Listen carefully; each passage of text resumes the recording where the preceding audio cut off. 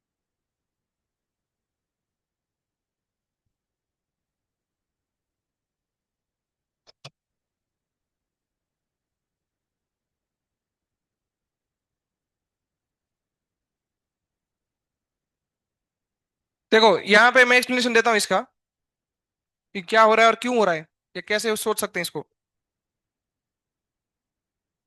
Theta वगैरह दिया है हमें।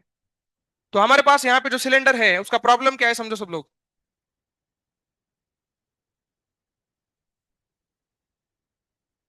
ये जो सिलेंडर है इसका प्रॉब्लम क्या है, सब लोग देखना कि यहाँ पे टेंशन फोर्स ऐसे लगेगा, सही है ना। चलो भैया उसने किसका टाइम है, ये हाथ मैंने मत दे रहा मैंने अभी, फालतू यार, कितना स्क्रीन टाइम लगा रखा है। तो ये टी लगा दिया, टेंशन। अब जो है एम जी साइन थीटा कहाँ लगेगा, नीचे लगेगा ना एम जी साइन थीटा। अरे बोलो। अब इतना तो सबको कॉमन सेंस समझ में आता है, अपने आप ऊपर तो नहीं जाएगा वो, अपने आप ऊपर तो नहीं जाएगा, या तो रेस्ट पे रहेगा या तो नीचे गिरेगा, दोनों ही हो सकता है कि नहीं। तो रेस्ट पे रहने के लिए उसको क्या होना पड़ेगा, टी प्लस एम जी साइन थीटा को फ्रिक्शन बैलेंस करेगा ना, ऐसे बोल सकते हैं हम लोग, अगर रेस्ट पे मान रहे तो, है कि नहीं। अरे बोलो। तो ऐसा हो सकता है क्या कि एफ टी प्लस एम जी साइन थीटा को बैलेंस करे, ऐसा हो सकता है क्या। अगर ऐसा हो गया तो बॉडी रेस्ट पे आ जाएगी, बॉडी किस पे आ जाएगी, रेस्ट पे आ जाएगी। अगर रेस्ट पे आ गई मतलब टॉर्क भी बैलेंस होनी चाहिए फिर तो, है ना। टॉर्क बैलेंस करने के लिए क्या लगाओगे, टॉर्क बैलेंस हो सकते हैं क्या टी और एफ के, या दोनों एक दिशा में आ रहे हैं, बैलेंस हो सकते हैं ना। करके देखो बैलेंस में क्या आता है। तो टेंशन का टॉर्क कितना आएगा, क्या हुआ, टी इक्वल टू एफ आ जाएगा ना, ऐसे बोल रहे हो, okay. T equal to F आएगा तो अपन लिख सकते हैं कि टू एफ बराबर एम जी साइन थीटा, एनएलएम से। तो यहां से एफ की वैल्यू आ जाएगी M ji sine sixty root three by two ना, और ये टू भी आएगा तो root M G root three by four आ जाएगा। ये फ्रिक्शन की वैल्यू हम लोग निकाल रहे हैं, मतलब एज्यूम कर रहे हैं, अगर ये रुका रहेगा तो फ्रिक्शन ये आना चाहिए।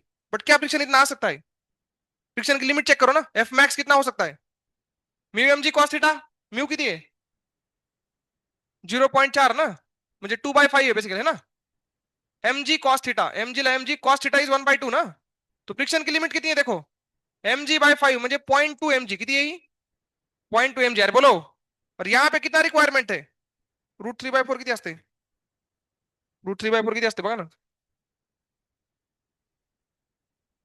0.4 ना, ये तो हो ही नहीं सकता।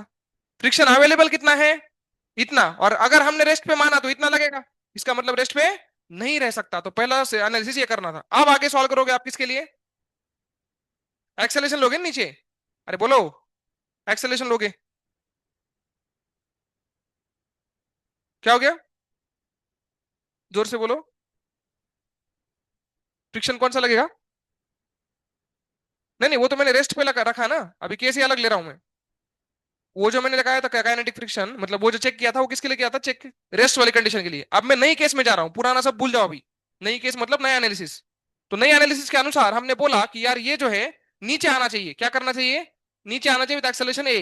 अब इसमें भी दो केस है, कौन से, या तो प्योर रोलिंग से आएगा या घिसते हुए आएगा।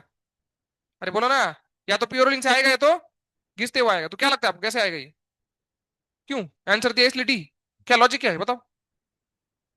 वरून बांधले मग काय पुढे बोल की, हा, फ्रिक्शन टॉर्क जास्त लागला तर होऊ शकतं ना, काय प्रॉब्लेम आहे, फ्रिक्शन जर इकडे लागला असतं काय म्हणे तुझं, काय प्रॉब्लेम आहे, होऊ शकतं ना, फ्रिक्शन सेल्फ ऍडजस्टिंग आहे, तू फोर्स कुठे लाव, फ्रिक्शनला त्याचं काम झालं पाहिजे, फ्रिक्शन डायरेक्शन चेंज करेल, ऐसा हो सकता है ना, या नहीं हो सकता, इसमें क्या प्रॉब्लम है जो मैंने लिखा है अभी, ये फ्रिक्शन अगर अगर प्योर रोल होना, इतना तो क्लियर है सबको कि अगर प्योर रोल मुझे मानना है तो प्रॉब्लम क्या है मैं सोच रहा हूँ, ठीक है ना। तो अगर मैंने माना कि ये प्योर रोल हो रहा है, क्या हो रहा है, प्योर रोल, तो मेरे को अल्फा कैसा चाहिए देखो, मेरे को अल्फा ऐसा चाहिए। अगर मैंने एज्यूम किया है कि प्योर रोल करने वाला अल्फा ऐसा चाहिए, ऐसा अल्फा कौन दे सकता है मुझे, ऐसा अल्फा कौन दे सकता है, टेंशन, टेंशन दे सकता है क्या, टेंशन तो उल्टा अल्फा दे रहा है, कौन दे सकता है फिर, फ्रिक्शन, मतलब फ्रिक्शन कहाँ लग रहा है, ऊपर, इज इट पॉसिबल फ्रिक्शन ऊपर लगे, क्योंकि मैंने क्या माना, ये नीचे जा रहा है ना, इनिशियली तो घूम नहीं रहा था, जैसे ये नीचे जाएगा ये वाला पॉइंट कहाँ जाएगा, ये भी नीचे जाएगा, तो फ्रिक्शन ऊपर लगेगा, अरे है ना। इज इट पॉसिबल, तो पॉसिबल है भैया, अभी तक तो पॉसिबल है सब कुछ, एब्सर्ड नहीं आ रहा है सब। अरे बोलो, इसके बाद क्या होना चाहिए, अगर प्योर रोलिंग है तो इसके बाद क्या होना चाहिए, फ्रिक्शन का टॉर्क कितना आएगा, F minus T into R, total torque आ गया क्या, अरे फ्रिक्शन का टॉर्क एफ आर है ना, और टी का टॉर्क टी आर है, सब्ट्रैक्ट कर दो तो ये टॉर्क बचेगा मेरे पास, and that must be equal to I alpha, क्या है ये सॉलिड सिलेंडर, क्या है ये, क्या चीज है ये। तो यहाँ पे लिखूंगा मैं m r square by two into alpha और एक्स को लिखूंगा ए बाय आर, मैं चेक कर रहा हूँ, मैं फिर यहाँ से फ्रिक्शन निकालूंगा, फिर चेक करूंगा अवेलेबिलिटी के हिसाब से है कि नहीं फ्रिक्शन, समझ में आया, पॉसिबिलिटी चेक कर रहा हूँ मैं। तो यहां से अगर मैं सॉल्व करता हूं तो क्या बच रहा है मेरे पास, ये आर स्क्वायर सब खत्म हो रहे हैं। एफ माइनस टी की वैल्यू कितनी आ रही है मेरे पास, ma/2। तो एफ की वैल्यू कितनी आ रही है, टी प्लस ma/2, या फिर ये इक्वेशन नंबर 1 बोलता हूं मैं इसको। अच्छा एक और चीज, एनएलएम इक्वेशन क्या बोलती है, एम जी साइन थीटा की 60 है ना, M G √3/2 minus F plus T बराबर is equal to M A, बराबर है ना। तो मुझे क्या करना है, टेंशन उड़ाना है इसमें से। टेंशन क्यों उड़ाना चाहता हूं मैं, ताकि मेरे को एफ की वैल्यू कितनी लग सकती है इस एजम्पशन के अनुसार। अगर मैं मान रहा हूं कि बॉडी प्योर रोल कर रही है तो कितना फ्रिक्शन होना चाहिए वो चेक कर रहा हूं। अगर वो फ्रिक्शन विद इन लिमिट आ गया तो प्योर रोल करेगी, विदाउट लिमिट आ गया तो फिर प्योर रोल नहीं कर पाएगी, मतलब क्या होगा, फिर काइनेटिक फ्रिक्शन लगेगा। यहां तक क्लैरिटी है सबको। तो फ्रिक्शन निकालने की ट्राई कर रहा हूं मैं, ठीक है। तो टेंशन को उड़ाता हूं, टेंशन की वैल्यू यहां से बताओ, फ्रिक्शन माइनस ma/2 है ना, ये टेंशन आ गया, इसको यहां पुट करो, mg√3/2 minus F minus T लिहायचं बरं का मला, माइनस टी ची व्हॅल्यू, सही है क्या, इक्वल टू एम ए, ऐसे लिख दिया मैंने। अब यहां से जो है कुछ करते हैं, ये ma/2 उधर ले जाओ, फ्रिक्शन फ्रिक्शन तो 2f हो जाएगा ना। तो mg√3/2 minus 2f equal to क्या आ रहा है मेरे पास, ma/2 आ रहा है। यहां से कुछ आ नहीं रहा यार आंसर, फ्रिक्शन की वैल्यू आ रही है क्या, ये नहीं पता है ना हमें। हमने आई अल्फा यूज नहीं किया ना, कर दिया, वो भी यूज कर दिया।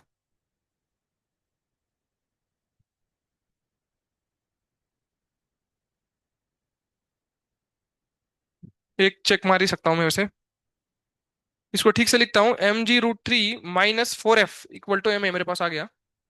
तो mg√3 minus m a equal upon 4 कर देता हूँ इक्वल टू एफ, एफ की वैल्यू मेरे पास एक निकल के आ चुकी है।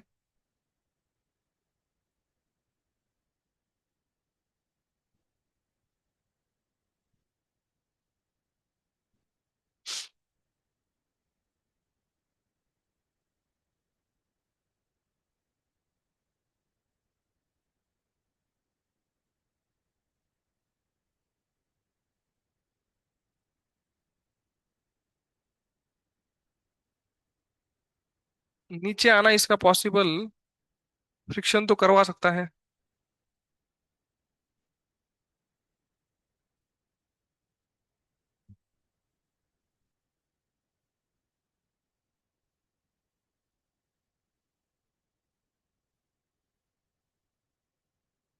आपलं ते उत्तर किती आलं mg√3/4चं, आपण आता काढलं ना mg√3/4, 0.4 आलं ना। माइनस एम ए करने के बाद एफ की वैल्यू आ सकती है, अगर हमने ma/4 को 0.2 mg लिख दिया,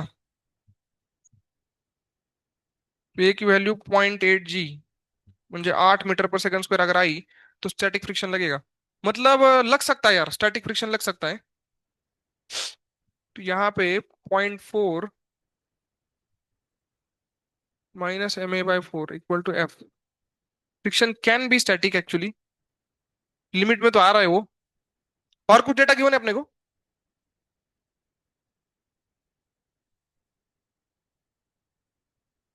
यहाँ पे जो फ्रिक्शन आ रहा है इसकी वैल्यू तो हम देख सकते हैं कि, क्योंकि फ्रिक्शन की वैल्यू देखो ना कितनी आ रही है, इसको सेपरेट करो, mg√3/4 माइनस ma/4 करो फ्रिक्शन को इक्वल टू एफ ना। इसकी वैल्यू हमने निकाली थी अभी, कितनी निकाली थी, 0.4 ma ना, mg सॉरी, mg इंटू 0.4 निकाली थी ना, माइनस ये हो जाएगा ma/4 basically equal to F. तो हमने बोला था कि फ्रिक्शन की मैक्सिमम वैल्यू कितनी है, 0.2 निकाली थी ना, 0.2 mg। तो इसको अगर 0.2 mg आना है और ये ऑलरेडी 0.4 mg है, तो इसको होना पड़ेगा 0.2 mg। 0.4 mg में से 0.2 mg जाएगा, तभी तो 0.2 mg सामने बचेगा। तो अगर मैं ऐसे सॉल्व करूं कि ma/4 की वैल्यू लेके सॉल्व करूं मैं, 0.2 mg आ रही है कि नहीं, तो यहाँ से mm खत्म हो जाएगा और a की वैल्यू आ जाएगी 8, कितनी आ जाएगी 8। तो अगर हमने सॉल्व करके देखा तो विद इन लिमिट अगर ये रहे फ्रिक्शन, फ्रिक्शन क्या रहे, विद इन लिमिट, तो मैक्सिमम एक्सेलरेशन कितना आ सकता है इसका, 8 आ सकता है। तो इसका मतलब प्योर होना पॉसिबल तो है यहाँ पे, प्योर होना पॉसिबल तो क्या है ना यहाँ पे, है कि नहीं। और कोई कंस्टेंट इसमें हम लगाएं,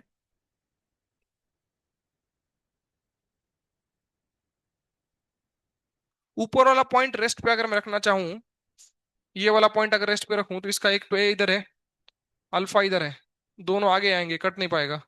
अच्छा हाँ सही है। एक कंस्टेंट यहाँ पे सेटिस्फाई नहीं होता है, पता है कौन सा?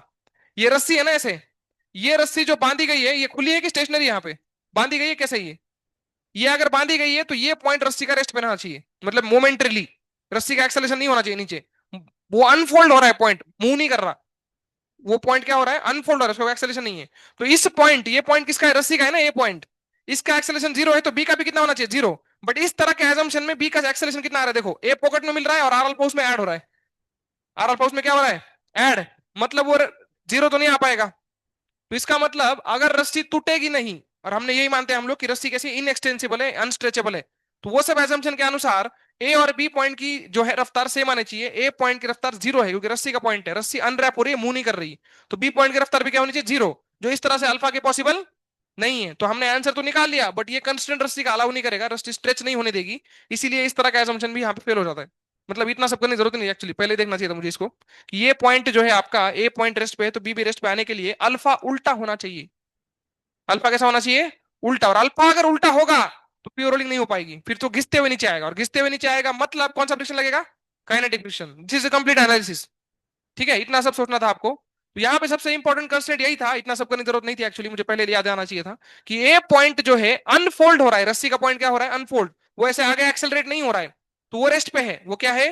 रेस्ट पे। तो बी पॉइंट को भी किस पे आना पड़ेगा? रेस्ट पे। और उसलिए जो है अल्फा इस तरह का नहीं हो सकता। और अल्फा इस तरह का नहीं हो सकता, ये क्लॉकवाइज है कि एंटी क्लॉकवाइज का? ही क्लॉकवाइज ना।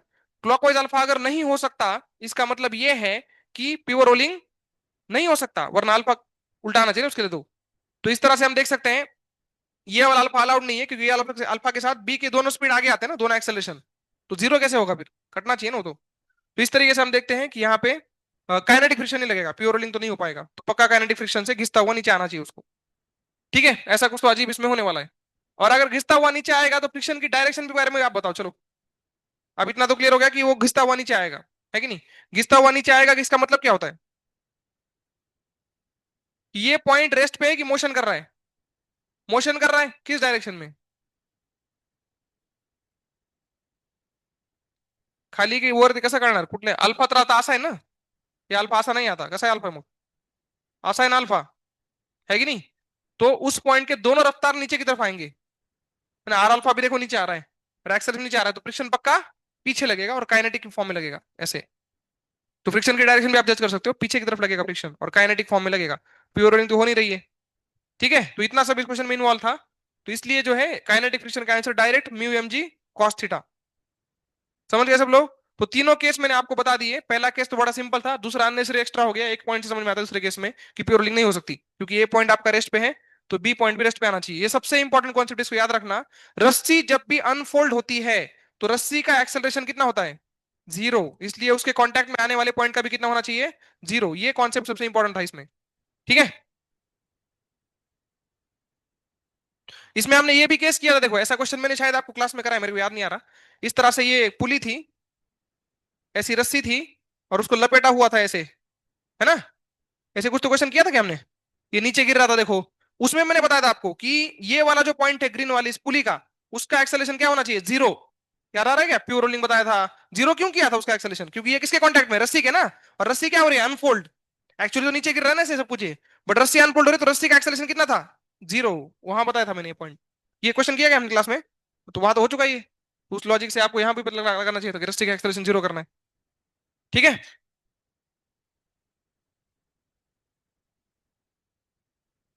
कौन सा वाला? 11 नंबर।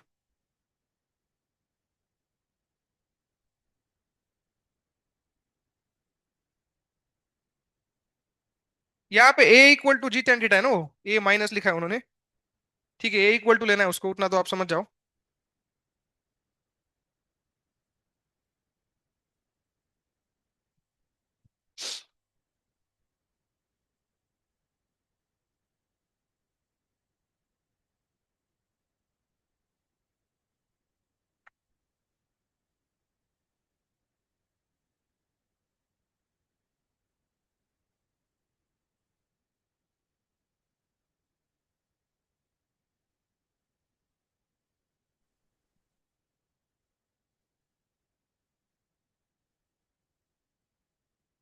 इसका प्योर रोलिंग होगा कि नहीं होगा ये पूछा है ना? क्वेश्चन नंबर 11 की बात कर रहे हैं हम लोग। तो प्योरली होना मुश्किल, अरे यार फिर से क्या, देखो ये दुसरा दे ना मग, तुझा द्याल तुझा सगळ्याच बुडून टाकणार आहे मी, काय कॅन्सल करायचं सगळी। देखो बॉटम वाले पॉइंट का एक्सेलरेशन भी जी टेन थीटा होना चाहिए, तब जाके होगा। और बॉटम वाले का राइट में जी टेन थीटा आना पॉसिबल है क्या?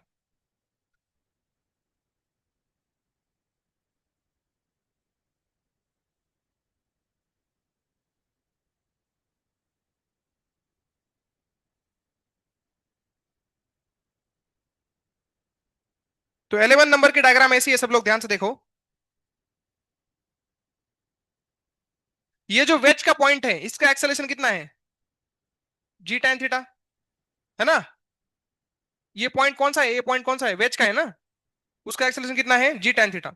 अगर प्योर रोलिंग हो रही है तो हमें क्या चाहिए कि ये जो पॉइंट है, ग्रीन वाला पॉइंट जो है, ए डैश, ये किसका है? स्पीयर का। उसका एक्सेलरेशन भी क्या होना चाहिए? जी टेन थीटा, तभी तो रिलेटिव होगा। रिलेटिव में रेस्ट पे रहेंगे। दोनों का एक्सेलरेशन क्या होना चाहिए? सेम होना चाहिए ना, तभी तो फ्रिक्शन नहीं लगेगा। ये तो कंसेप्ट होता है। अब इसका एक्सेलरेशन क्या? जोर से बोलो। हाँ तो क्या? तो मैं कहा फ्रिक्शन लिखा हूं?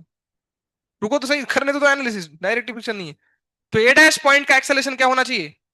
अरे क्या होना चाहिए? जी टेन थीटा। अगर क्या कर रहा है तो प्योर रोलिंग कर रहा है तो हो सकता है कि नहीं हो सकता है, चेक करते हैं। तो यहाँ पे फ्रिक्शन नहीं है, ऐसे साफ साफ लिखा है क्या? स्मूथ इंक्लाइन प्लेन है, सब कुछ है। तो फ्रिक्शन तो नहीं है। अब इसका एफबीडी अगर हम बनाएंगे, इसका एफबीडी बनाएंगे, तो इसमें कौन से फोर्स आ सकते हैं? इधर कौन सा आएगा? नॉर्मल आएगा। और नीचे कौन सा आएगा? एमजी आएगा ना ऐसे।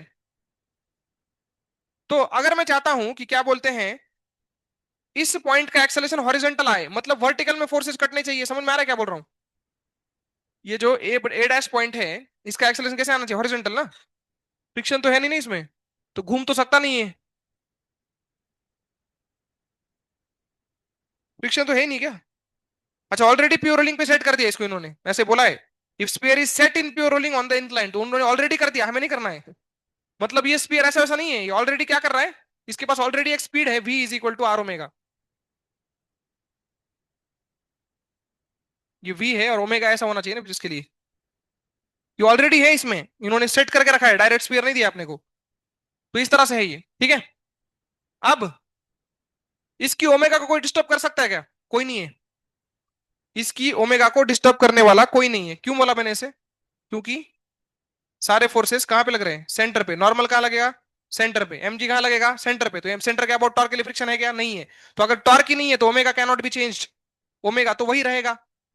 अरे बोलो सब लोग, ओमेगा तो वही रहेगा, ओमेगा कांस्टेंट है आपका। अब जरा ध्यान से देखो, क्या वी चेंज होगा? वी की दिशा में कोई फोर्स है क्या? वी अलोंग द इंक्लाइंड है ना। वी की दिशा में नॉर्मल तो नहीं है, लेकिन कौन है दूसरा? एमजी साइन थीटा है, देखो। तो वी की वैल्यू क्या होती जाएगी? बढ़ती जाएगी। ओमेगा बढ़ नहीं सकता, मतलब प्योरलिंग डिस्टर्ब। अरे v is equal to r omega continue रहेगा तो प्योरलिंग चलेगा ना। स्टार्टिंग में तो v equal to r omega था, बाद में थोड़ी देर के बाद क्या हो गया? v बढ़ता गया, ओमेगा बढ़ नहीं सकता। तो ये डिस्टर्ब हो गया ना, v equal to r omega. खत्म बात। प्योरलिंग नहीं हो पाएगी। क्या हो गया? प्योरलिंग नहीं हो पाएगी ना, क्योंकि v equal to r omega maintain करना है। v तो बढ़ रहा है, mg sin थीटा खींच रहा है उसको, ओमेगा को बढ़ाने वाला कोई है ही नहीं। खत्म खेल। ये पॉइंट जो है घिसने लग जाएगा फिर तो। घिसने मतलब रिलेटिवली वहां पे जो है फ्रिक्शन नहीं है, बट पीछे पड़ जाएगा। मतलब दोनों की स्पीड रिलेटिवली इस डायरेक्शन में सेम नहीं आ पाएगी। ठीक है ना? तो इस तरीके से हम देख सकते हैं।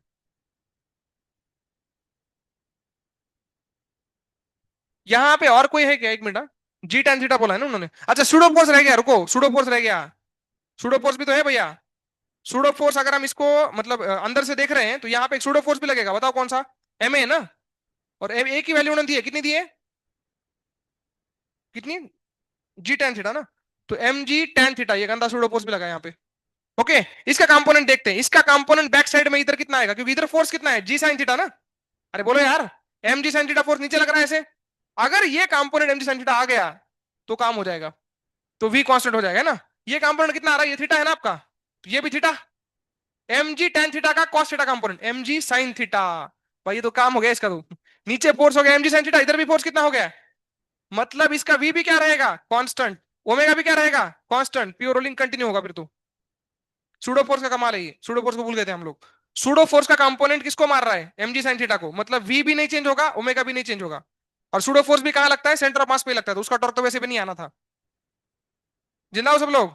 It will keep on pure rolling, continue करेगा वो प्योर रोलिंग। अगर तुमने एक्सेलरेशन चेंज कर दिया, किसका, इस वेज का, तो यहाँ पे एम जी टेन थीटा की जगह कुछ तो आ रहेगा, तब वो नहीं कटेगा एम जी साइन थीटा, तब प्योर रोलिंग क्या हो जाएगी, डिस्टर्ब हो जाएगी। सिर्फ इसी एक्सेलरेशन पे ऐसा हो सकता है, क्योंकि इसी एक्सेलरेशन पे सूडो फोर्स का कंपोनेंट किसको मार रहा है, एम जी साइन थीटा को मार रहा है। क्लियर है सबको। तो इस तरह से हमने देखा कि इसका प्योर रोलिंग हो सकता है, क्योंकि एक्सेलरेशन उन्होंने बराबर जी टेन थीटा दिया है। वैसे छपा नहीं यहाँ पे, ए माइनस जी टेन थीटा लिखा है गलती से, इक्वल टू होना चाहिए वो, बट ऊपर लिखा था उन्होंने रिलेटेड दिया था, रिलेटेड का मतलब इक्वलिटी होनी चाहिए उसमें, तो इक्वली मानना था आपको उसको। इन्होंने आंसर क्या दिया इसका, it will continue pure rolling, तो वही लॉजिक यहाँ पे इस्तेमाल किया होगा सूडो फोर्स वाला। क्लैरिटी आगे सबको कैसे हुआ है सब कुछ। सूडो फोर्स को मत भूलना, सूडो फोर्स भी इंपॉर्टेंट है। सूडो फोर्स हमने क्यों लिया है, क्योंकि हम लोग कहां से देख रहे हैं,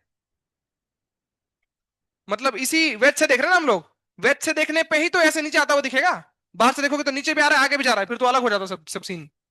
ठीक है।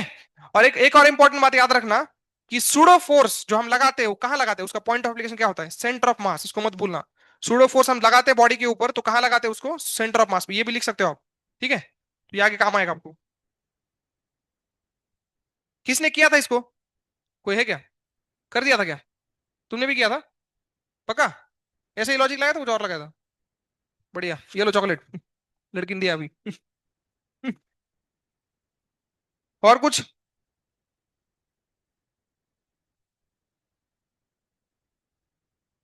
और कुछ है क्या, जल्दी बोलो। कौन सा, 16, 16 का है वही। M2 का दिया है A2, angular acceleration alpha 2, alpha 2 किसका, उसी का होगा। 16 नंबर क्या लगुनी, 16 नंबर को नहीं 16 लेगा, क्या माइनस, हाँ सी वाला, A2 माइनस दिया देगा।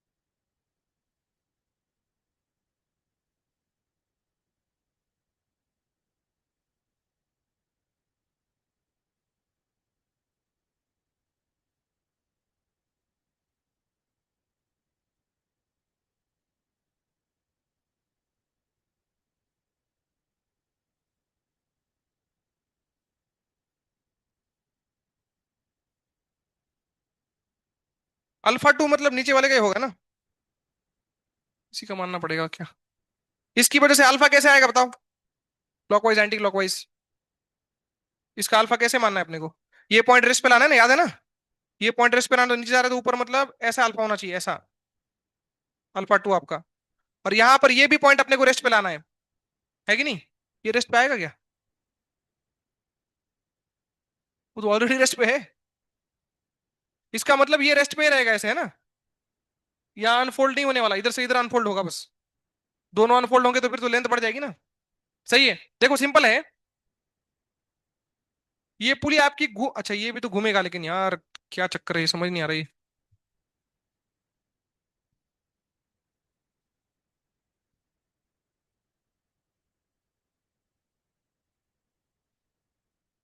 कुछ लिखा है विदाउट स्लीपिंग, वैसा कुछ लिखा है क्या, कुछ नहीं लिखा, नो स्लीपिंग एनीवेयर ना, नो स्लीपिंग का मतलब है कि ये पॉइंट का एक्सेलरेशन और इसका एक्सेलरेशन मुझे सेम करना पड़ेगा, तो इस पॉइंट का एक्सेलरेशन अगर मैंने ले लिया ना, तो प्रॉब्लम क्या हो जाएगी।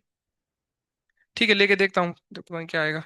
देखो, इसका भी अल्फा मेरे को मानना पड़ेगा पहले, ये भी ऐसे घूमेगा, इतना तो क्लियर है सबको, अल्फा 1 है कि नहीं, तो उस हिसाब से जो है इस लाल वाले पॉइंट का, जो धागे का पॉइंट है, इसका एक्सेलरेशन कितना आएगा लाल वाले पॉइंट का? नीचे की तरफ आएगा अल्फा 1 आर। दोनों का आ रही है ना? R1 R2 है, दोनों आ रही है ना? तो अल्फा 1 आर किसका एक्सेलरेशन है? धागे के ऊपर वाले पॉइंट का, क्योंकि धागे का ऊपर वाला पॉइंट नीचे आ रहा है, अभी रेस्ट पे नहीं हो, नीचे आ रहा है, दिख रहा है क्या?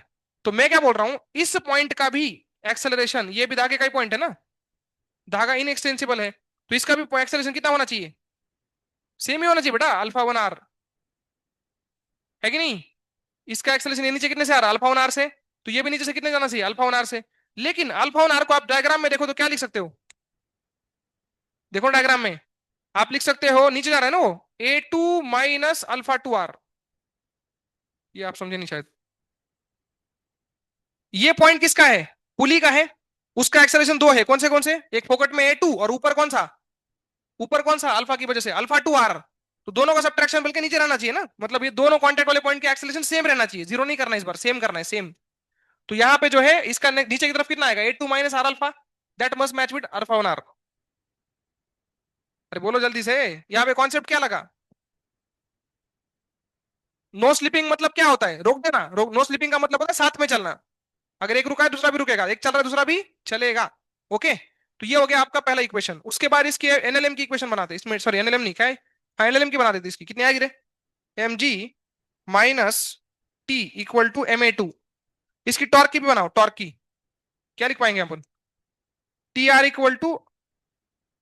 I अल्फा 2 ना, और अल्फा 2 को हम लिख सकते हैं यहां से, वो ठीक है, लेकिन ये क्या दिया है, मतलब डिस्क है, रोलिंग का है, रिंग है, सॉलिड की हॉलो?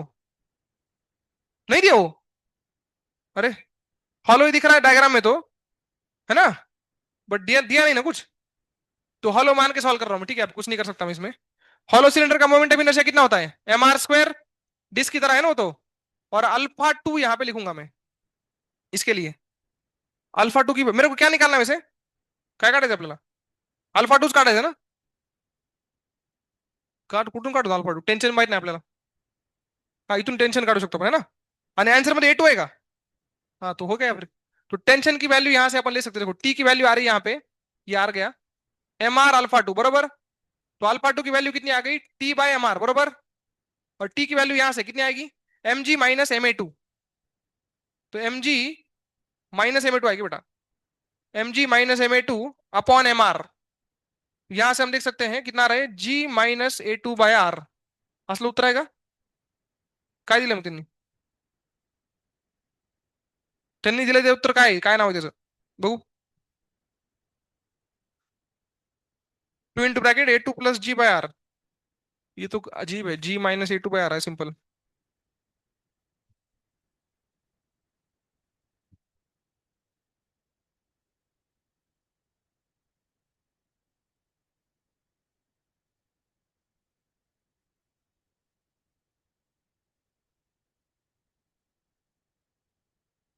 इसका सोल्यूशन आया नहीं क्या?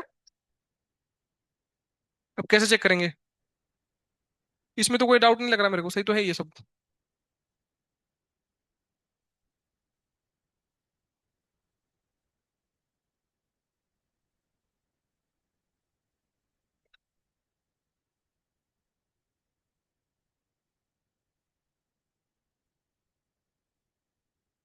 सॉलिड घेतलं तर का? मग इथं काय येईल माहिती का? mr/2 येईल ना, तो यहाँ पे 2t आ जाएगा, मतलब है ना? बट फिर भी माइनस ही आ रहा है ना, 2g - A2/r आ रहा है, मतलब प्लस कुठे लागले मग इसका एक बार नेट पे देखते हैं ना, इसका कोई ऑप्शन, वैसे भी छह छह करेक्शन निकले इसमें, ऑप्शन पे भरोसा कर नहीं सकते। एक बार स्कैन मारते हैं इसको, रुको, किसी का फोन लगेगा अपने को। नहीं सर, एकदा फोन द्या.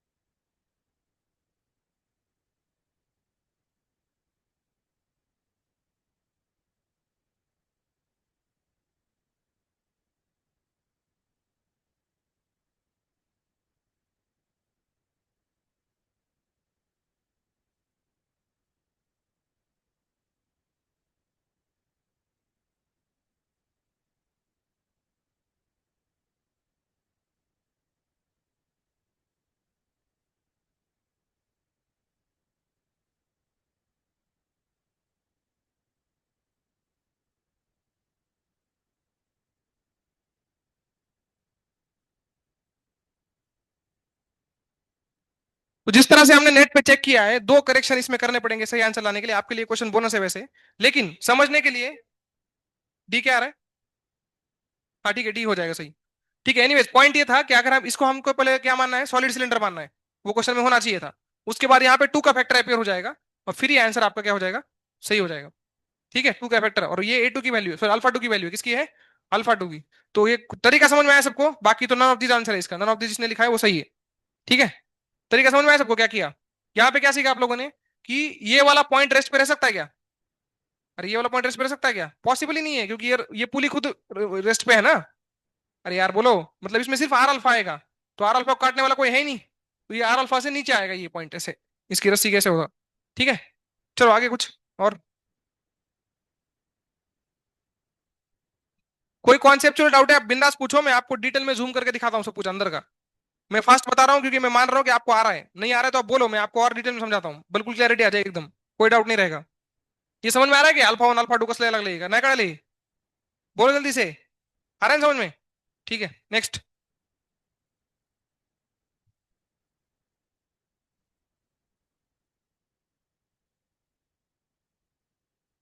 जल्दी जल्दी, नेक्स्ट क्या है?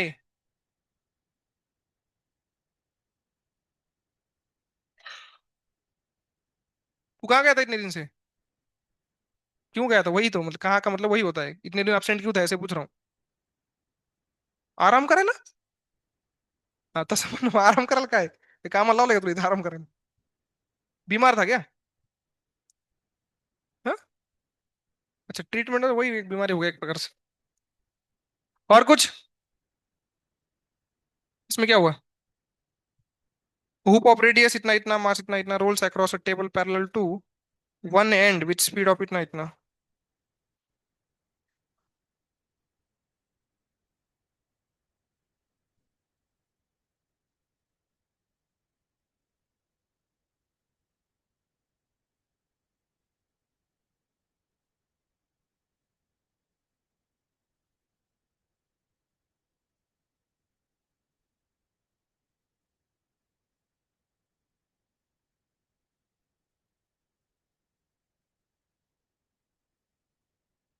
स्पिन एंगुलर मोमेंटम पूछा है, एक्सिस क्या अबाउट आई ओमेगा, खत्म। क्या प्रॉब्लम है इसमें?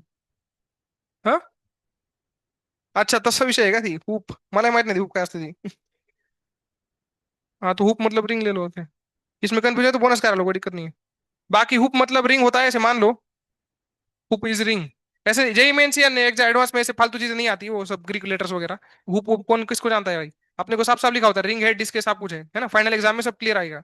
आप कॉन्सेप्ट पे ध्यान दो। यहाँ पर भी जैसे लिखा ही नहीं है कि कौन सा सिलेंडर है, ऐसा नहीं होता, फाइनल एग्जाम में क्लियर कट मेंशन होता है सब कुछ। तो ऐसे क्वेश्चन से बस नॉलेज लिया करो, कॉन्सेप्ट लिया करो, बाकी उनके एरर्स को हम इग्नोर करेंगे।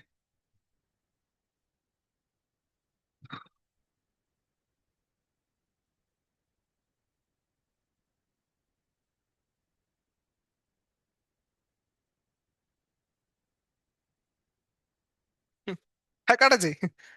बोनस 9 नंबर बोनस हो जाएगा, काहीच लिहिलं नाही त्यात, फक्त इन्फॉर्मेशन दिली, डायग्राम दिली, काय काढायचं आपलं आपलं बघा.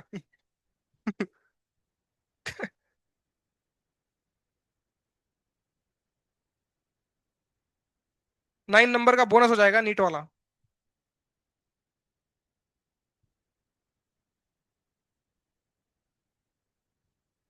ठीक है।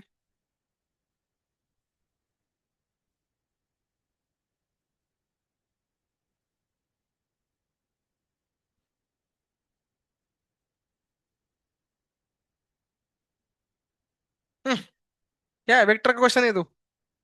पी पॉइंट की वेलोसिटी वर्टिकल बोल रहा है ना, तो जो हॉरिजॉन्टल कंपोनेंट है काट दो, थीटा निकल जाएगा वहां से।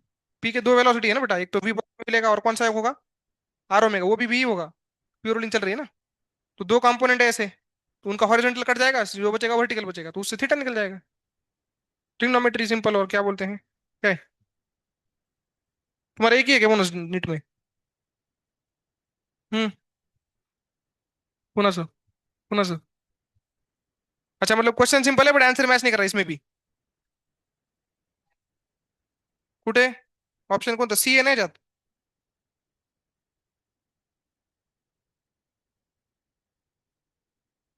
पाय मायनस सगळ्यांचे येते का? किती लोकांचं आले पाय मायनस? 14 नंबर को नहीं बराबर कहलाए।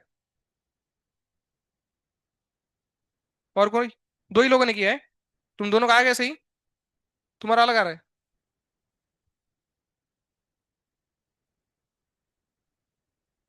अच्छा वैसे बोल रहे थे, ओके, वी को काटने के लिए थीटा की वैल्यू नीचे, मतलब ग्रेटर देन 90 होना चाहिए, ग्रेटर देन 180 होना चाहिए एक्चुअली।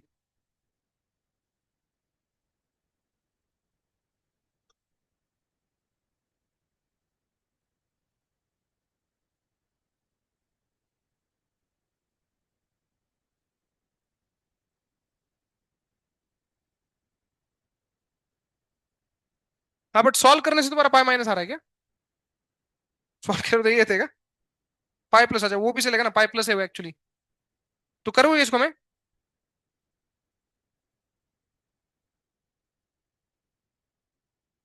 आना तो पाई प्लस ही चाहिए, क्योंकि वो कर कटेगा नहीं फिर बाद में। दोनों एक साइड में आ जाएंगे वरना पाई प्लस नहीं हुआ तो।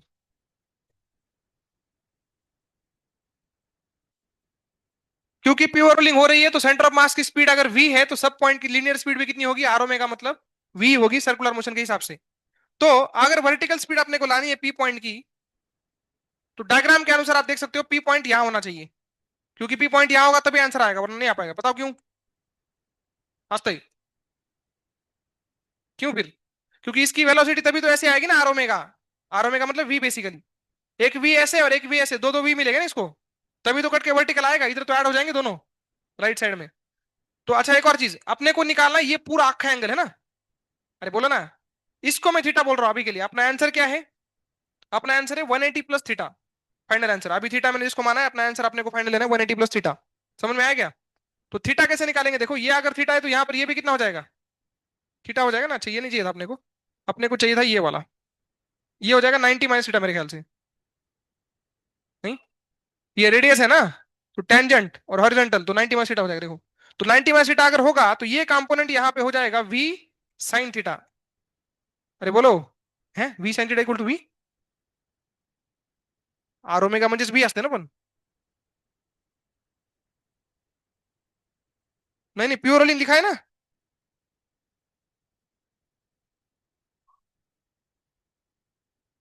अच्छा उन्होंने वी और आर ओमेगा इक्वल नहीं लिखा है।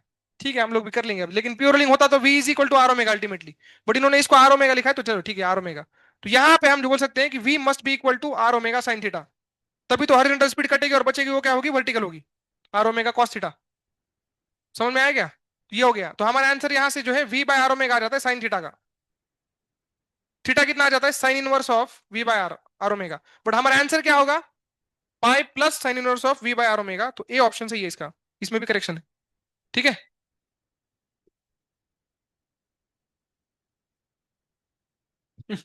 यस मनते। ठीक है तो आपका कितने करेक्शन हो गए टोटल बेटा? सात आठ हो गए ना? आठ हो गए क्या? ये एक्चुअली एक पीडीएफ है अपने शील्ड वेबसाइट पे, जहां से मैंने क्वेश्चन डाले थे। वो पीडीएफ ही आखा मुझे गलत लग रहा है, मतलब उन्होंने सकता है सोल्यूशन में सब उल्टा उल्टा लिख दिया है इनपुट डालते वक्त। सात आठ करेक्शन हो गए बाप रे। जल्दी से इसको ये करा दो, सबमिट करा दो, ताकि जल्दी से आंसर आ जाए, मतलब तुम्हारा करेक्टेड ये आ जाए। डायरेक्शन क्या है उसमें, घूम रहा है ना ऐसे वो। तो आयो में का स्पिन एंगुलर मोमेंटम डायरेक्ट तुम्हारी ये एक्सेस आ जाएगी। कौन सी एक्सेस? एक्स एक्सेस आ जाएगी। देखो इसमें क्या बोला है, सरळ चालले ना, सही सरळ इकडं। ते सर्कुलर मोशन नहीं करते, सरळ चालले। तो इसका मतलब इधर आएगा ना एक्सिस तो। अबे यार, इसको ऐसे इमेजिन करो, वो कॉर्नर है मान लो, ये टेबल है तुम्हारा, दिख रहा है ये पूरा टेबल है आपका, वो कॉर्नर पे लिखा है और ये हुप ऐसे जा रहा है। तो इसका आयो में का तो इधर हुआ ना। तो एक्सिस एक्स एक्सिस आ गई ना। मतलब ये ऐसे कॉइन घूमते हुए जा रहा है तो इसका एक्स एक्सिस पे आएगा एंगुलर मोमेंटम स्पिन वाला। ये एक्सिस आगे बढ़ेगी बट डायरेक्शन तो एक्स वाली है ना। तो डायरेक्शन एक्स वाली आएगी। ठीक है।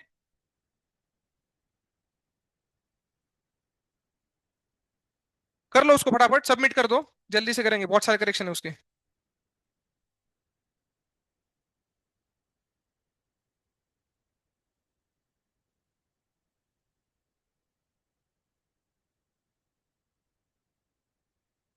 हो गया क्या? अरे हो गया क्या? आपको मैंने क्वेश्चन दिया था देखो, डिस्क वाला, डिस्क जमीन पे रख दी तो कितने टाइम में रुक जाएगी? याद है क्या वो? इंटीग्रेशन करके सॉल्व किया था उसको। वैसा ही दूसरा देता हूँ टाइम पास के लिए, देखो। वैसा ही दूसरा है लेकिन थोड़ा सा इसमें आपको ज्यादा सोचना पड़ेगा। और जो स्मार्टली सोचेगा उसका आंसर जल्दी आ जाएगा। ये दीवार है और ये फ्लोर है ऐसा, दोनों रफ है, दोनों की जगह फ्रिक्शन कोएफिशिएंट जो है म्यू है।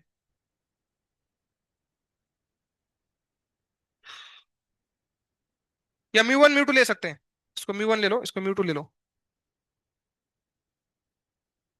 और अपने पास यहाँ पे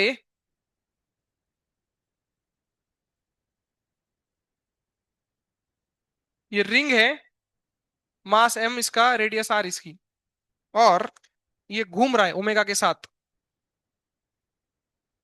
सेंटर के अबाउट ओमेगा नॉट से घूम रहा है।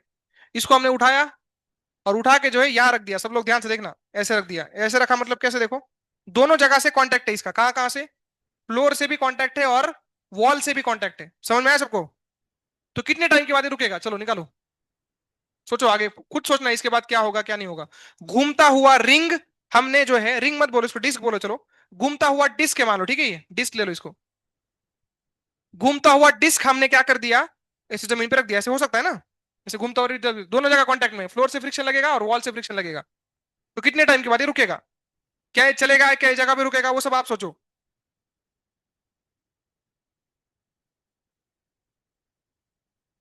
उसको वहां पे हमने जेंटली प्लेस कर दिया है, प्लेस करते ही क्या होगा आप सोचो, उसके आगे की डायनेमिक्स आपको सोचनी है, किधर फोर्स लगेंगे, चलेगा कि रुकेगा, क्या होगा, कोलिजन होगा क्या होगा, सब सोचो।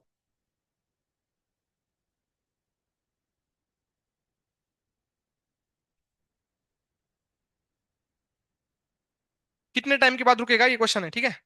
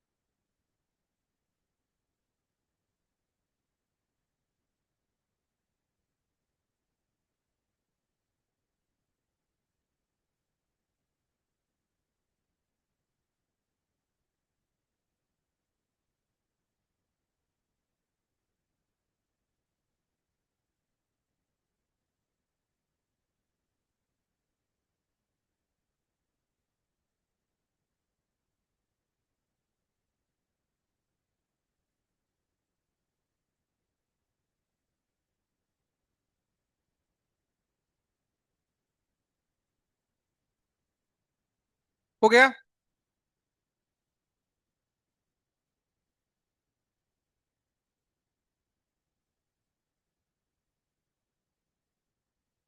है किसी का आंसर, बड़ा सिंपल है। फोर्सेस बताओ कहाँ कहाँ लगेंगे,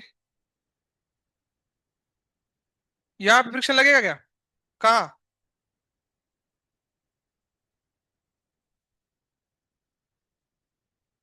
राइट में कि लेफ्ट में,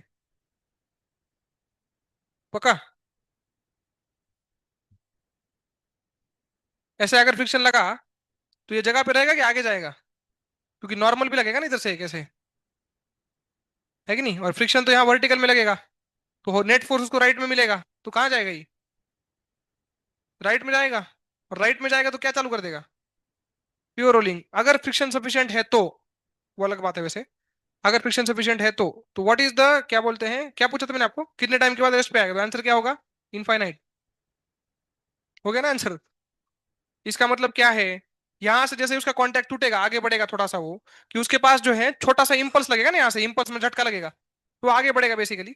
है कि नहीं? आगे बढ़ेगा तो उसके पास थोड़ी थोड़ी वेलोसिटी आना चालू होगी, किसके कारण? फ्रिक्शन के कारण। हमने ऐसा क्वेश्चन किया तो था, एक ओमेगा से घूमता हुआ जमीन पे रखा था, याद है क्या? तो थोड़ी देर के बाद अपने आप क्या चालू कर दिया था उसने? Pure rolling. तो थोड़ी देर के बाद मतलब कोई तो टाइम निकलेगा, लेकिन आपने को ये नहीं पूछा, क्या पूछा था? कितने टाइम के बाद वो रुकेगा? तो आंसर क्या है, यहां तक उसकी प्योर रोलिंग चालू हो जाएगी। एक बार प्योर रोलिंग चालू हो गई तो उसके बाद क्या होता है?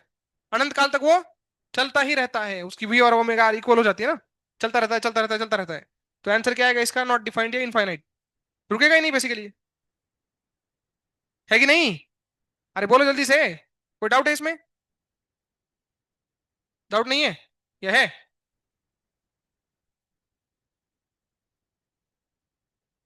जोर से बोलिए।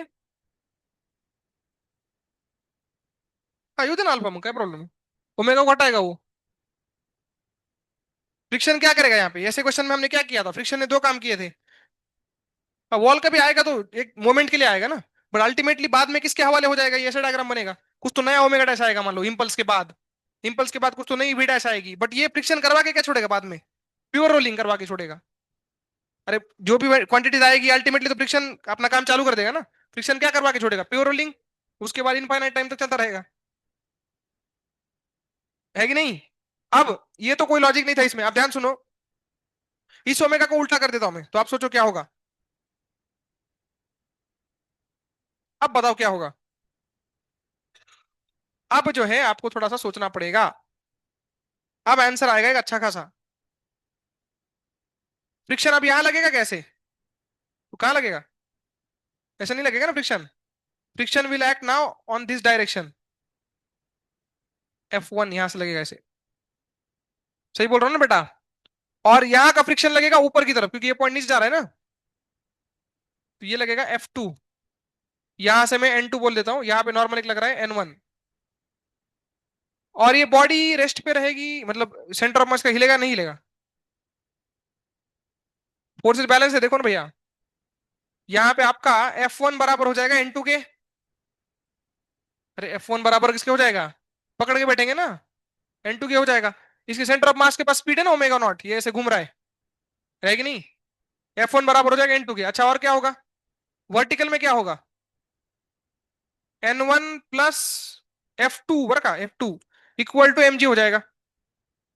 सही है ना? और ये फ्रिक्शन कौन से हैं, ये भी अच्छी बात है समझने की। काइनेटिक फ्रिक्शन नहीं है, कौन से फ्रिक्शन है? इनकी वैल्यू लिख सकते हैं हम लोग। तो F1 की वैल्यू बताइए, म्यू N1 बराबर है। F2 की वैल्यू बताइए, म्यू N2। क्लियर है सबको ये बात? अब इनको सॉल्व करो, N1 N2 मिल जाएंगे आपको। अच्छा इसका म्यू वन और इसका म्यू टू लिखेंगे ना। हम्म। अब इसको सॉल्व करो, N1 की वैल्यू बताओ, N2 की बताओ। N1 की वैल्यू बताइए, N2 की बताइए। यहां से N1 की वैल्यू कितनी आएगी?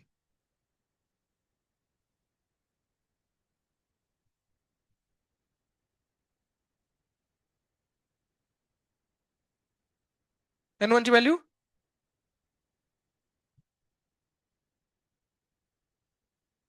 हे हे मुन्नू, सॉल्व करते हैं इसको चलो। यहाँ पे हम देखेंगे इसको, N1 plus mu two into N2 की वैल्यू हम डाल सकते हैं, म्यू 1 N1 इक्वल टू यहाँ पे mg आ जाएगा। तो N1 की वैल्यू कितनी आ जाएगी? N1 की वैल्यू कितनी आ जाएगी देखो, कॉमन आएगा ना तो, mg upon 1 plus mu 1 mu 2। तूने ही बोला था क्या? सही है। तो N1 आ गया।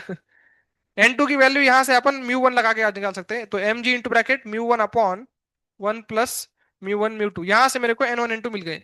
यहां से मेरे को क्या मिल गए? N1 N2। कौन बताएगा? इतना सब मैंने कर दिया, बट मैंने ये क्यों माना कि ये बॉडी एक जगह पे रहेगी, आगे क्यों नहीं जाएगी? कोई कारण है क्या? ऐसे ही सर ने अपने मन से मान लिया। जैसे ही N1 लगेगा, जैसे ही फ्रिक्शन लगेगा, तो मैंने माना कि वो इक्वल होंगे, और बॉडी जो है आगे तो बढ़ नहीं सकती, आगे तो वॉल है, पीछे नहीं जाएगी, ऐसे माना मैंने। क्यों माना ऐसे? क्या ऐसा नहीं हो सकता कि नॉर्मल N2 ज्यादा लग जाए, फ्रिक्शन कम पड़ जाए और बॉडी आगे निकल जाए?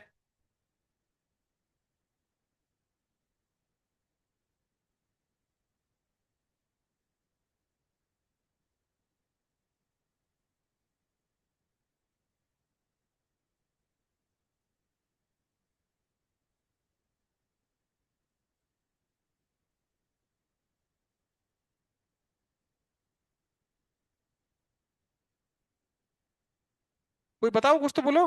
या बस जो इक्वेशन निकाल दिया हाँ हाँ करने का, इतना ही करना है क्या बस? ये एक्चुअली सही है जो मैंने किया है, बट इसका लॉजिक भी तो चाहिए। आपको कैसे पता चलेगा ऐसे ही करना है? आप तो कुछ और करने लग जाओगे, कैसे आंसर आएगा फिर? क्वेश्चन समझ में आ रहा है क्या बोल रहा हूँ मैं? मैंने बोला कि जैसे उसको रख दिया आपने वहां पे, दोनों जगह फ्रिक्शन लगा, तो ऐसा क्यों नहीं हुआ कि ये बॉल धक्का खा के पीछे गया फिर आ गया? ऐसे कुछ नहीं हुआ क्या? डायरेक्ट एक जगह रुका रहा बस वो। और रुका रहा तो ऐसे ही क्यों माना हमने? क्यों नहीं चल सकता वो आगे धक्का खा के?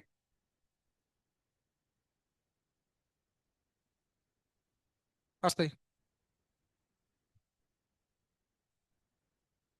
हाँ, पहले सेंटर मास चालत नव्हतं, दॅट इज ओके। उसके बाद क्या बोला तुमने? आता? आता पण नाही चाललं पाहिजे।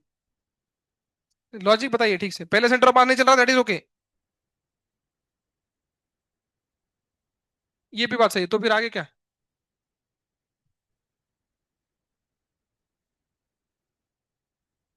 क्योंकि N2 कौन सा फोर्स है? रिएक्शन फोर्स है। N2 कौन सा फोर्स है? रिएक्शन फोर्स है। वो इंपल्सिव नहीं लगेगा यहाँ पे, हमने उसको फेंका नहीं ऐसे, हमने रखा है वहां पे, जेंटली रखा है ना। तो एन F1 जितना लगेगा ना, उसके रिस्पॉन्स में N2 उतना ही लगेगा जितना रिएक्शन, मतलब इक्वलाइज करने के लिए जरूरी है उतना लगेगा। और उससे ज्यादा लग गया तो ये आगे जाएगा, बट उससे ज्यादा लग नहीं सकता क्योंकि वो रिएक्शन फोर्स है। कौन सा फोर्स है वो? रिएक्शन। अपने आप ज्यादा कैसे लगेगा? अपने आप ज्यादा लग सकता है इंपल्स वाले केस में। कौन से वाले केस में? इंपल्स तो नहीं है, जेंटली रखा हुआ है ना। तो जेंटली रखा है मतलब जितना F1 लगेगा उसको मारने के लिए जितना जरूरी है एग्जैक्टली उतना ही N2 लगेगा।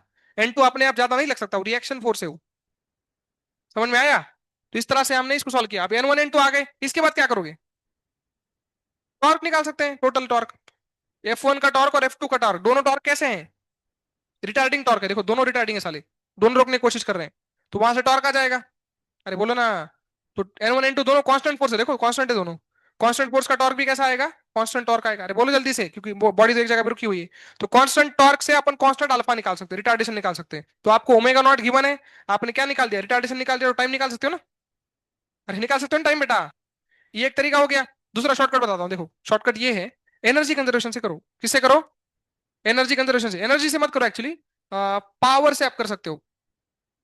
हाँ एक काम करो आप, वर्क डन बाय फ्रिक्शन निकालो। अब फ्रिक्शन कौन सा वर्क डन कर रहा है, ट्रांसलेशन का कि रोटेशन का? रोटेशन का। और निगेटिव कर रहा है पॉजिटिव? निगेटिव कर रहा है। वर्क डन बाय फ्रिक्शन पता है मैं क्या लिखूंगा? पहले फ्रिक्शन का टॉर्क लिखता हूं मैं। वर्क डन का formula torque into D theta. Torque into theta, force into displacement. सारखं मी काय लिहितो इथं? Torque into angular displacement. Angular work done. Torque कैसा है? कांस्टेंट है ना, इसलिए मैंने ऐसे लिखा, वरना इंटीग्रेट करना पड़ता। तो टॉर्क इंटू थीटा। अब ध्यान से मेरी बात सुनना। टॉर्क आएगा आपका, कुठे गेला टॉर्क? F1 आर आणि F2 आर ना? अरे बोला की, आणि F1 F2 आपण काढलेत का? काढू शकतो ना N1 N2 वरून? अरे है की नहीं? तो मैं लिखूंगा F1 प्लस F2 आर, हा टॉर्क आहे माझा। अरे बोलो, इंटू थीटा। थीटा लिहू शकतो मी 2 पाय, सॉरी थीटा तर आपल्याला काय काढायचं आपल्याला? हा, थीटाच काढून आपण डायरेक्ट, चला थीटा म्हणजे किती फिरला तो थांबायच्या आधी, त्याच्यावरून टाइम भेटून जाईल। अरे बोलो, तो मान लो कि इसने जो है कितना घूमा है,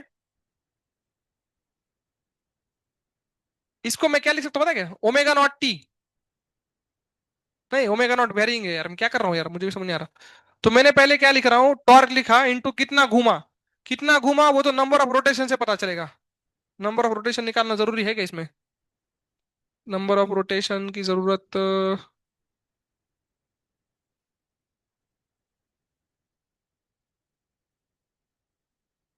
कितना घुमा वो निकाल लूंगा मैं। नहीं नहीं, वो उसका वही मेथड सही है, मतलब इससे भी आएगा। पता है क्या करना पड़ेगा? यहाँ पे आपको थीटा लिखना पड़ेगा। थीटा का मतलब क्या है? Total number of rotations into 2 पाई। 2 पाई। या फिर ऐसे बोलो आप, कितना एंगल घुमा हो ना वो। अगर एक रोटेशन में रुक गया तो 360, 1.5 रोटेशन में रुका तो 540, ऐसे कुछ तो थीटा आएगा ना। तो यहां से अपन क्या करेंगे? थीटा करेंगे। ये क्या लिखा है मैंने, कौन सी टर्म है? What is this? Torque into theta, मतलब angular work done by friction negative direction, negative वाला वर्क डन है ना। टॉर्क ऑफ द फ्रिक्शन ने किया हुआ negative work done, that must be equal to half I omega naught square. की बाद में रुकने वाला है सब। रुकेगा मतलब उसकी काइनेटिक एनर्जी गई। कहाँ गई? फ्रिक्शन के बटन में।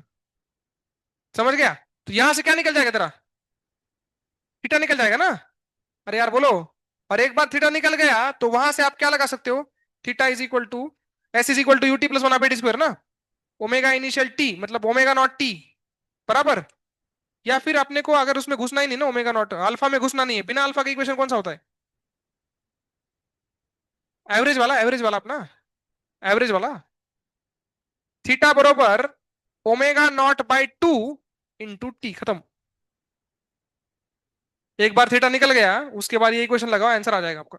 है ना, अल्फा में जाने की जरूरत ही नहीं पड़ेगी, शॉर्टकट है ही है। समझे मैंने क्या किया? ऐसा एक्सेलेरेशन, ऐसा काइनेमेटिक्स ऐसा इक्वेशन कौन सा है जिसमें एक्सेलेरेशन नहीं होता, कौन सा है याद करो? S is equal to V plus U by two average speed into time. तो इनिशियल ओमेगा, ओमेगा नॉट था, फाइनल तो रुक जाएगा, जीरो है, मतलब एवरेज कितना आया? Omega naught by two into T, direct T आ जाएगा थीटा से। क्लियर है सबको? या तो आप अल्फा निकालो, उससे भी हो जाएगा, दोनों से आंसर सेम आता है, आप चेक करके देख लेना घर में, होमवर्क। मेथड्स क्लियर है सबको?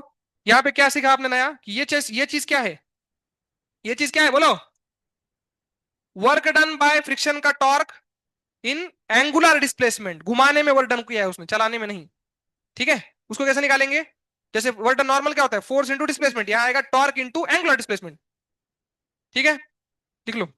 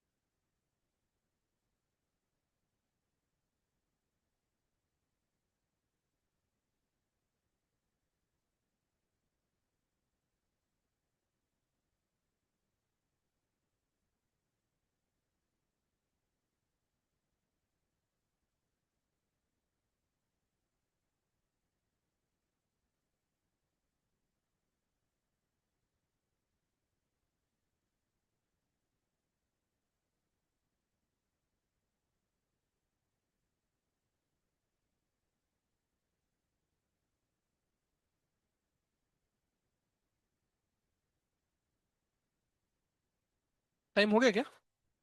7:33 इस चैप्टर में अपना अभी एक ही चीज बचा है, सिर्फ और सिर्फ एक चीज बचा है, और वो भी सिर्फ एडवांस में आता है, ना मेंस में आता है, नीट में आता है, प्योरली एडवांस का है वो। उसका नाम है इंस्टेंटेनियस एक्सिस ऑफ रोटेशन, जो कि एक शॉर्टकट होता है रोटेशन के क्वेश्चंस के लिए। उसके बिना भी पूरा चैप्टर सॉल्व हो जाता है, बट उसके इस शॉर्टकट से हम लोग टाइम बचाएंगे। तो वो मैं कल थोड़ा बहुत बताऊंगा आपको, इंस्टेंटेनियस एक्सिस ऑफ रोटेशन। उसके बाद कल और थोड़े क्वेश्चन होंगे, आप डाउट्स भी पूछ सकते हो।